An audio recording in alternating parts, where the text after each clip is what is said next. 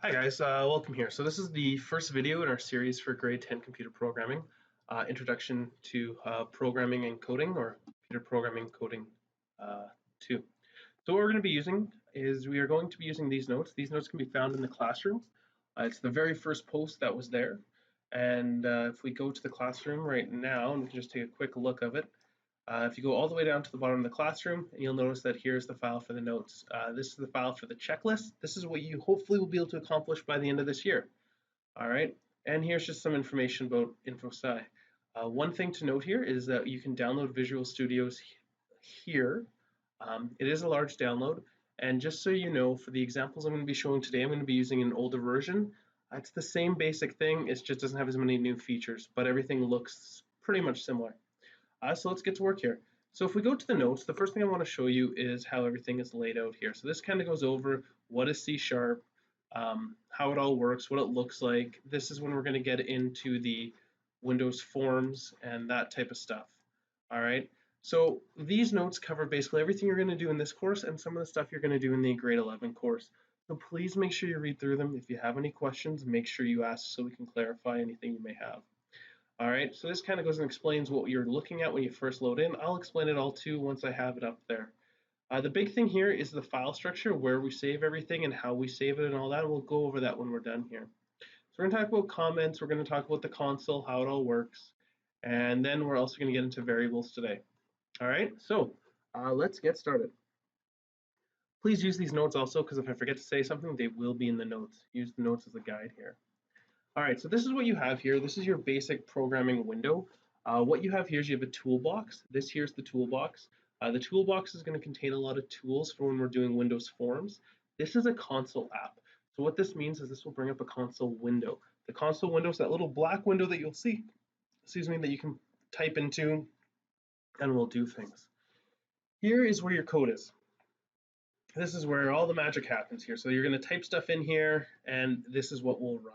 What we have right now is your program.cs file. So how C# works is you write your code into a program CS file or into a forms.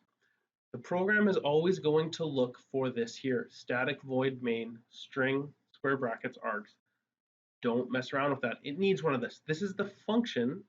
A function is just a group of code that does something. So this is a function that starts your program. This is what this compiler is always looking for.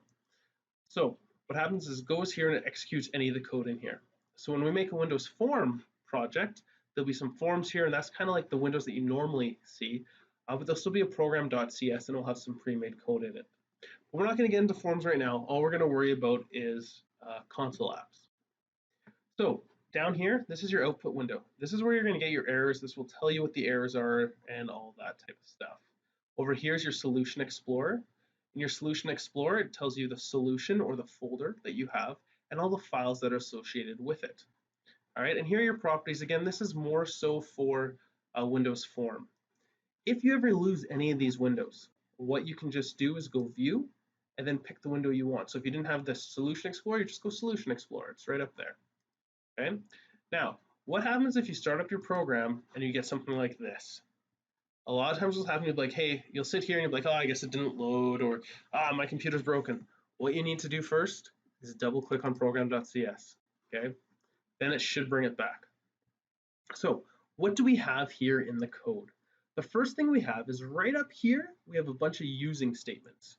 Now, what has happened is the people that made Visual C#, the language, they decided, hey, there are some commands that everyone's going to want to use. Like you're going to want to print to the screen, or you're going to want to read input, or you're going to want to use something like an array, which we'll get to at the end of the year. All right, they're all combined within the using statements. So what we have here is we have using system statement, or system, using system collections. This is just a collection of different functions and objects that we can use. So just leave them up here, don't touch them, okay? Then we have the namespace, all right? Again, we're going to get into more of what the namespace is and what the class is. We're not going to talk too much about it today, but just make sure that you leave them there for now. You also notice that there's an open bracket here. There must also be a closing bracket. If there isn't a closing bracket, you're going to get errors.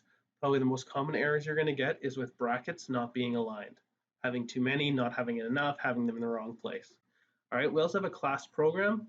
This here is where the opening bracket and the closing bracket is. All right. Now here in the main is where we're going to do our coding for now. So let's get in there and press enter a couple times. The first program that we're ever going to make is something called Hello World. Whenever you start a new programming language or you learn it, typically what you do is you write a program that says Hello World. So what we're going to do here is we're going to go console. Now what you're going to notice is as we're typing, stuff is going to appear on the screen.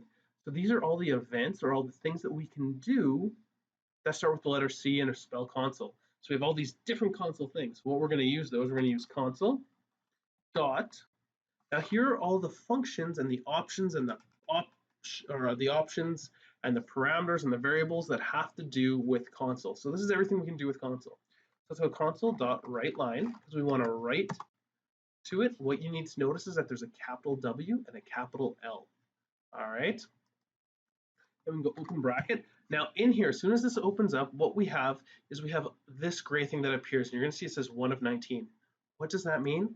That means we have 19 different options on how to fill these brackets. This right line is something we call a function. A function, again, is just a place, or it's a way to do something, or it's a collection of code that does something. So in here, in this right line function, which will be written somewhere else, all right, there's a whole bunch of code, but there's 19 different ways we can get at it. All right, so think about it. There's a door with this function, and this door has 19 different keys that we can use. Now we have to pick the key we want. So if we scroll down, you'll say, oh, we can have a bool, we can have a char, we can have a char buffer, we can have a decimal value, double value, all these different things that we can have. What we want to have is we want to have a string. Now, a string is just simply a bunch of words, or a single word, or a character that's treated as a word. So to show it's a string, we use a double quotes. You'll notice that it automatically put the double quote there for us, the set closing one. Great. So now we're going to type hello world. Now, every line of code needs to have a semicolon at the end. If you don't have a semicolon, you're going to get errors. Now let's click start and see what happens. When I click start, what you're going to notice is that it runs a little bit. So you can see it compiling here. The first time you run any program, it's going to take a little bit of time. But it runs, it compiles, and then what we should see is this screen appears, saw hello world, and then it disappeared. Oh no, what happened? Well, what we did is we told it to say hello world, but we didn't tell it anything else. So what we need to do now is to tell it, you know what? Wait until I type something. So to do that, we go console, because we're trying to access the console that just opened up. Then we're going to go dot, and here we're going to go read key, open bracket, close bracket. So now when we click start, what happens is the console opens up. It says hello world, like we have said it here, and then it's waiting. You'll see this line just flashing. Well, now it's waiting for us to enter something or to press a key. So when I press a key, it now closes. All right. So what happens here if I want to change the color? So let's see, we can go console dot, now let's see, oh look, there's a background color. So I can go background color equals console color dot, and there's all these different colors here. Let's try blue, okay, semicolon. Now, what we should do here is we need to clear it so that the blue will appear as the background. So here we're going to go console dot clear. Now what console.clear does is it basically clears the screen for everything. Now if we do this without having another console.read key, it's just going to turn it blue and it's going to clear it, or it's going to turn it blue, clear it so it's blue, then it's just going to exit out. So we want a console.read key. Now what you might notice is that some of these things have brackets and some of them don't. The ones that have brackets, these are functions. These are properties that we can change. All right, so let's see what happens when we click start. Hopefully this works. All right, so we click start. It says hello world. We press enter, and now it all turned blue. Okay. Then we're just waiting for us to read key again. So that's all good. But what happens if we want to change the text color? Well, to change the text color, what we need to do is, let's say console dot, and now what we can do is we can scroll through these. We can start at the top and look, well, we already changed the background color. We don't need that. We don't want it to beep. What is buffer width? Don't know. All right, doesn't matter. Oh, well, look, we can change the cursor size, cap locks, all that type of stuff. What are we looking for? Oh, I don't see it. Let's see, is there a font color? we look, font color, nope, there's a foreground color. Let's click on it once and see what it says. So if we click on it once, we can then go and it will come and tell us what it does. Gets or sets the foreground color of the console. Well, let's try that. So this is a property again, so it's something that we can change. There's no brackets because it's not a function. Now let's go console color dot. Now why are we using console color, not just colors? Because the console only has a certain amount of colors. So we need to use the colors that they have access to. So now let's clear it. And let's write some text. Console dot write line. Hi there. How are you? Let's press start and see what happens. So when we press start, what should happen is we should get our console window that pops up. It says hello world. Press enter. Oh look, our font has changed and our color has changed. That's awesome. All right, so now we've changed the font color and the font or the background color. Now, what we're going to start to talk about here is we're going to start to talk about variables.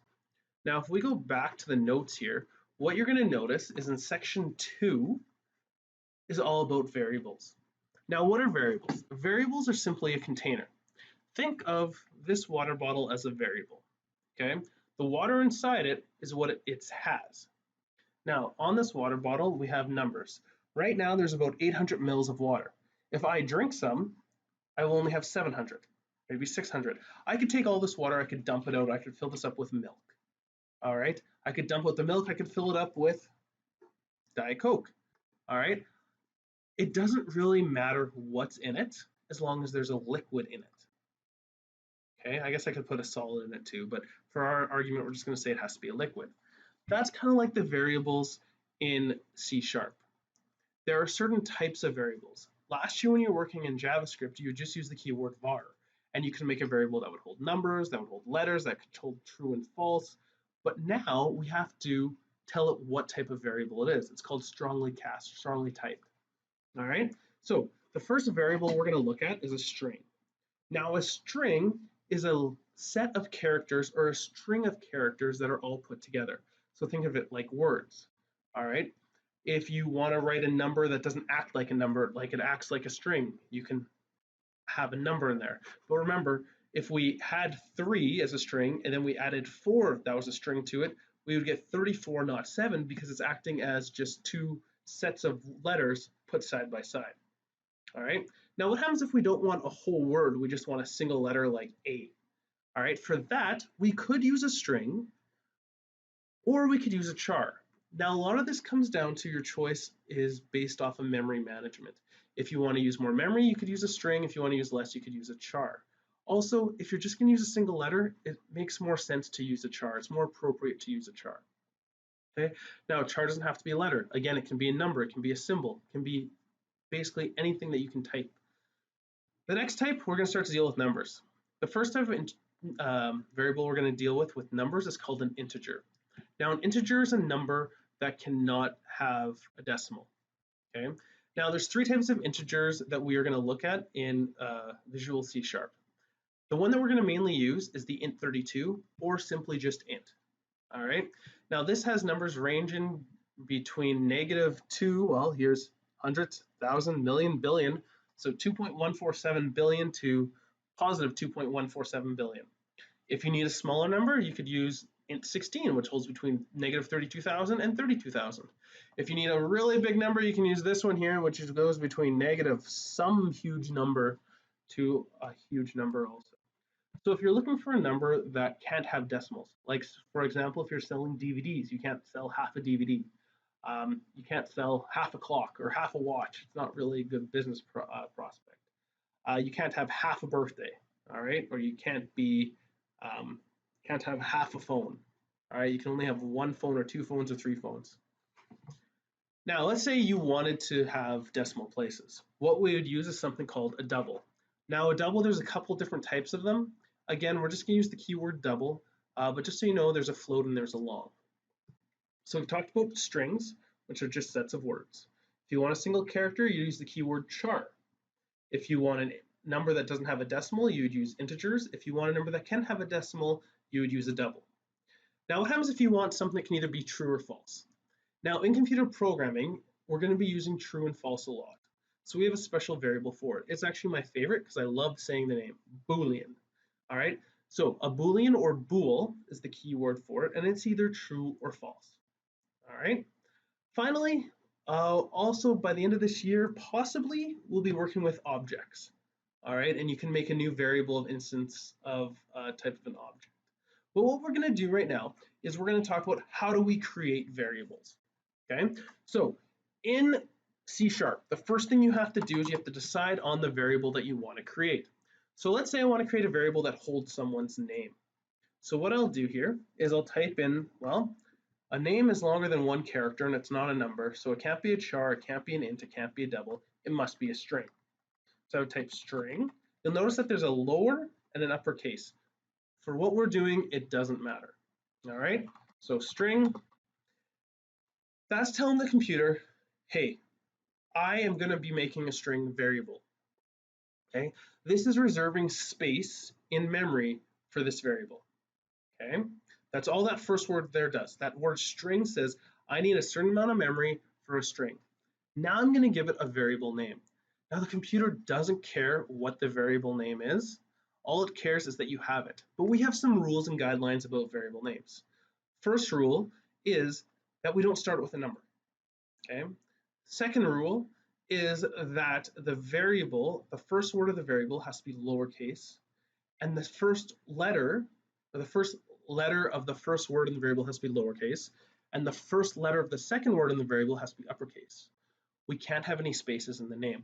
So let's say I wanted to enter a username. I would type user name. Now the computer has no idea what username is. All it knows is that there is some place in memory that we're going to hold a string. Okay, and we're referencing it by username.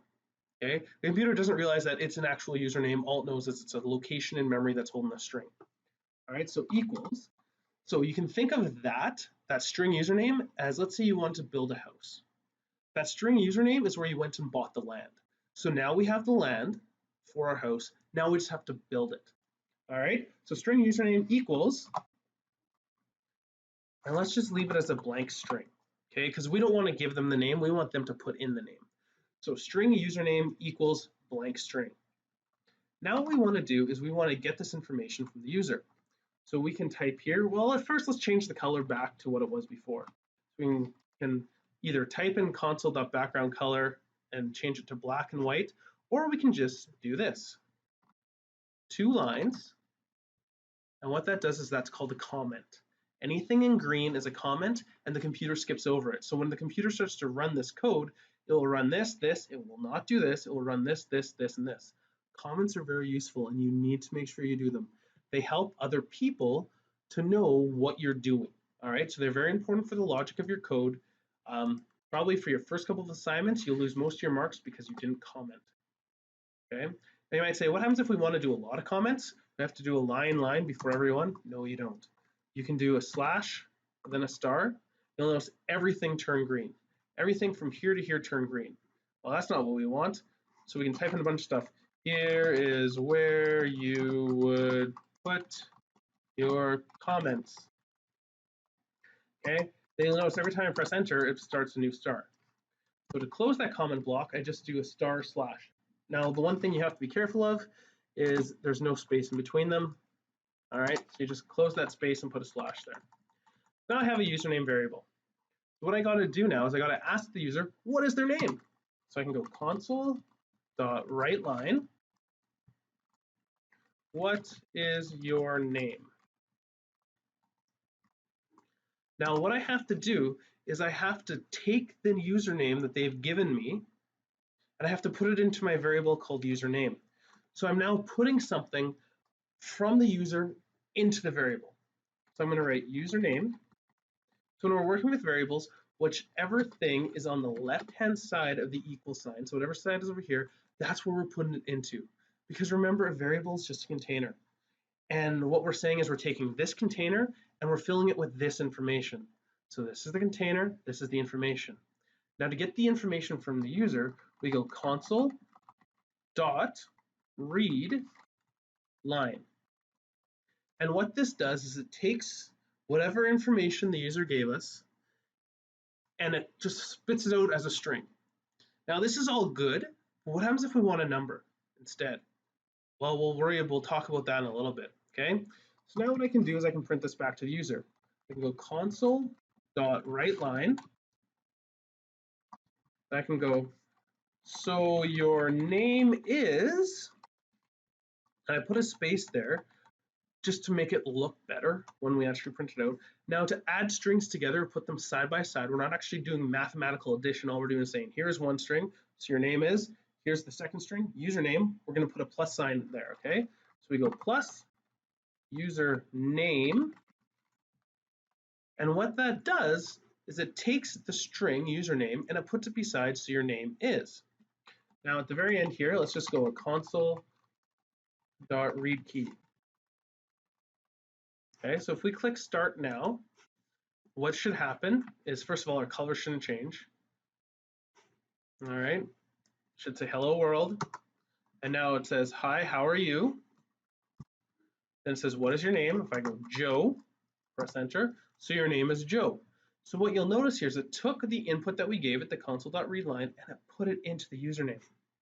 All right, so let's ask them another number. What is your favorite food? So now we can go console.write, and this time we're going to do write instead of writeLine. Okay. Now, what is the difference, you might ask? Well, write, what it does is it doesn't go down to a new line. It just writes this thing out and it leaves the little line thingy, or the prompt, it leaves it there so that you can type in beside it. Okay. So we can go, what is your, or what did you eat for lunch? Question mark. Now I want to put a space there because I want the user not to write beside or write their answer right beside the question mark. I want to have a little bit of space there. So here now I can create a new variable, string user food equals console.readLine. All right, and what this will do here is we reserve the land by saying string user food. Then we're saying we're going to put into it console.readLine. So whatever the user put in, we're going to put into that user food.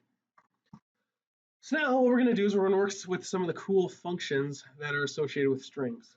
So what we can do here is we can go console.writeLine, and we can go, so your lunch was, now we can go plus user food, and if we put a dot here, you're going to notice that there's a lot of different options here. These are all different things we can do to it. All right, so if we wanted to know how long it was, we could do length. All right, well, let's say we wanted to use, what do I want to use? Let's make everything uppercase. So I can go to upper. Now, I use the arrows there to get to it. What it does here is it returns a string or a copy of the string converted to uppercase. So it converts everything to uppercase. Let's say I want to remove something. If I click or replace it, if I click replace, it says string replace. So I need the old char and I need to replace with the new char. All right, that's cool. So let's go to upper first. So I go to upper, and now open bracket, close bracket, semicolon. That's not the only thing I want to change it to. Let's make it fun. Console.writeLine. Now what you're going to notice here is we're not actually changing the variable for good. We're just modifying it once. Now if we said user food equals user food dot to upper, so if we did this instead, user food equals user food dot to upper, that would take whatever user food was and replace it with the whatever user food was alt uppercase, but that's not what we're doing. Okay. So now let's use the replace because this one's fun. Or did you have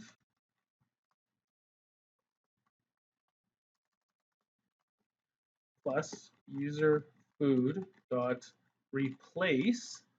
Now it says old char, new char. Okay, let's go. Old char. I'm going to put in hot dog. So I'm going to put H. Let's go O instead. O. And we show it's a char by the single quotes. That's a char. String is two quotes, char is single quotes. Now it says old char, comma. Now, since my name is Mr. David, let's put a D here instead. All right. So now we have this here. Now, oh wait, I'm getting an error. Why am I getting an error? This is a very common one. All right, so I closed the bracket here for the replace, but I didn't close this bracket here. All right, so let's put another bracket here. Now let's say I wanted to add something else. Or did you have this plus question mark? Okay, I can do that also. So I can add multiple strings together. So let's see what happens here when I click start. So I click start, hello world. Hi, how are you? What is your name? Joe. What did you eat for lunch? Hot dogs. Now you'll notice here, so your lunch was hot dogs, all uppercase, or did you have all right? So that's how those things can work. So you should play around with the different options that you have instead of just to upper, to replace. You should try remove, to lower, all these different things. Now let's work with some numbers because numbers are fun too. All right, let's go console.writeLine, enter a number. Let's do write again. I like write better. I think it looks nicer. Now here, we're going to do an integer. So let's go int. We don't need to do int 16 or int 32 and 64. We can just do int. Okay. Let's go num1. Again, that's our name. The computer doesn't know it. All we're saying is we need a block of memory, and this time we need it for an integer. Give it to us. All right. So then it says int num1 equals. Now, if we just type console.readLine, we're going to get an error. And what does that error say? Well, let's mouse over here. It says reads the next line of characters from standard input stream. Cannot implicitly convert type string to int. So what it's saying is we want an integer. It says this here is saying I have land for an integer, but you're trying to put a string into it. That doesn't work. It's like saying I bought land for a house, but I want to put a skyscraper onto it. It just wouldn't work. If you bought land for a house, you have to put a house in it. If you save memory for an int, you got to put an int in it. All right.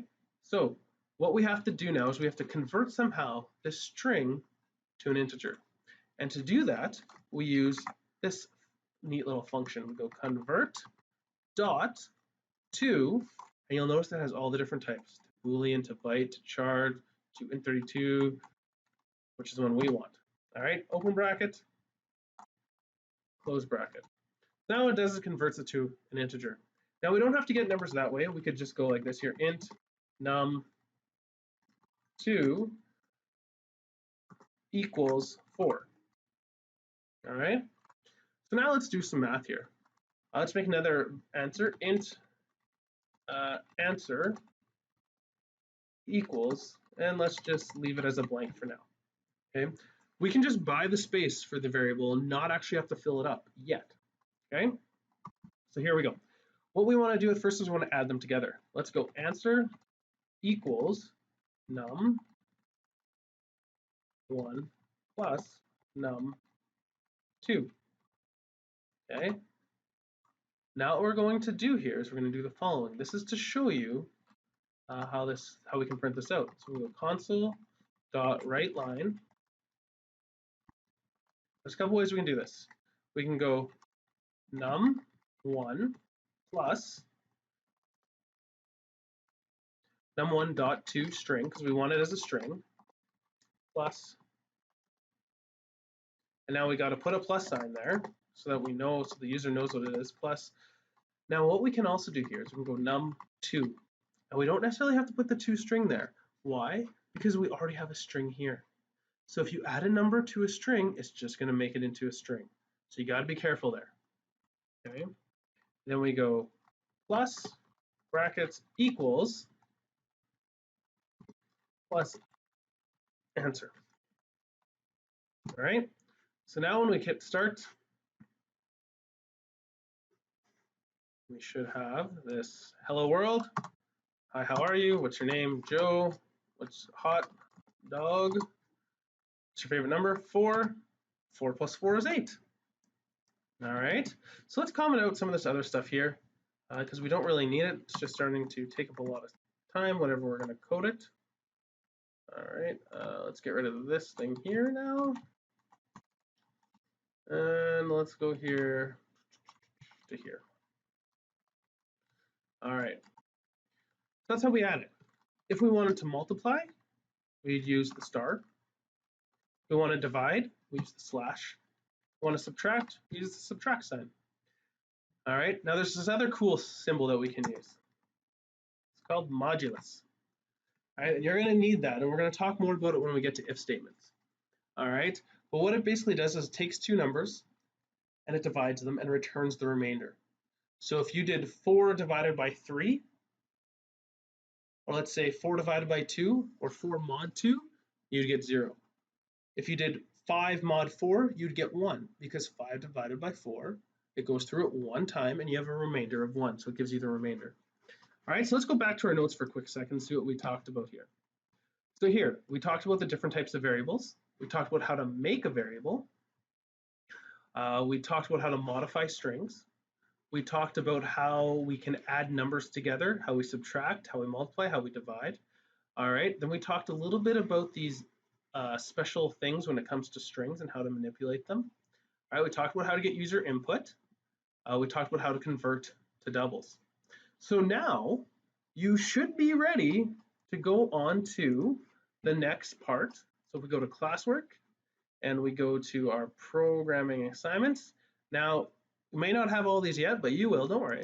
And we go to var minis, and we go to first assignments. So what these are is these are a set of mini assignments, all right? So you are to complete each one. After each one of these, you're to use a console.clear. So kind of like what we did here. So we did hello world, and we did a console.clear right there. All right, so then we would do, what is your name? You'd change it around, you go to console.clear. Then you do the next one, console.clear. Okay, so that's the first one there. Let's go back to our classroom. Okay, then this next one, colored world. So it's the same thing as hello world, except we're changing the colors. Then we have this regurgitator. So it's kind of like if you have a younger sibling who always repeats what you said but gets it wrong. This is what it is. So you're going to ask the pro or user for a word, and then you're going to modify it using the replace, remove commands. You can use the to upper, to lower. Try something else too. Next, we're going to have a simple calculator. So you're to create a program that asks the user for 2 numbers. Then you're going to perform the operations like addition, multiplication, division, subtraction. All right, then you're going to ask them for 2 more numbers, and you're going to do these operations that are here on it. Finally, these are number games. Please just follow the instructions here. So it says initialize a equals 5, b equals 6, c equals 7. So you're making 3 variables. You go int a equals 5. Or wait a minute, would it be int? Because we have a decimal, so it wouldn't be an integer. Now here it says it would be a double, right? Because they have decimals. Here it says divide by pi. Now some of you are going to put in 3.14. Please don't do that. What you're going to do instead is you're going to use something that's already in here. So let's say I want to multiply this whole thing by pi instead. So I can go back to here, and then I can put a bracket, and we need to use or think of bedmaster when we're doing this. So we go times. Now if I want to multiply it by pi, some of you will go 3.14. That'll give us an answer that's close, but it won't give you the exact answer. So what we're looking for is we're looking for what pi is. All right, so we go math dot pi for pi. All right. Why is that giving me an error? Let's see here. Math dot pi. And let's see. Oh, it's because pi is a double and these are integers. So what we would need to do here is we need to change all of these to doubles. And we're going to get another error because what we did is when you run this, we'll get an error because we converted it to an int32, but really we want to convert to double. All right, so now this works, the error is solved. So that's how we do math.pi. Let's go back here. So you just follow these instructions exactly as it says, and you should get these answers. All right, so that's our first lesson on variables. We covered variables, the different types of variables. Again, please use these notes as a guide. They are very helpful. They'll go over things in more detail than what I said, and if you have questions, feel free to ask. All right, so that's our first lesson. Our next lesson, what we're going to cover is going to be conditionals or if statements. All right, those are always fun. So I hope this helped. Best of luck. If you need help, make sure you ask. All right, have a good one, guys.